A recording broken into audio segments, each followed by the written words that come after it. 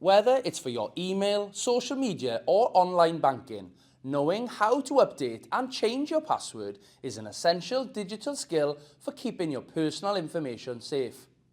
When you are prompted to change your password, it's important to follow a few simple steps. First, make sure your new password is strong. This means using a mix of letters, numbers and special characters. Avoid using obvious choices like password 123 or your birthday. Strong passwords help protect your accounts from unauthorized access. After creating your new password, double check it. Make sure you can remember it, but also that it's going to be hard for others to guess. Finally, always update your passwords regularly and whenever prompted, especially if you suspect any unusual activity on your accounts. It's a simple step that adds an extra layer of protection to your digital life. So, the next time you're prompted to update your password, remember, you're not just following instructions, you're taking control of your digital security.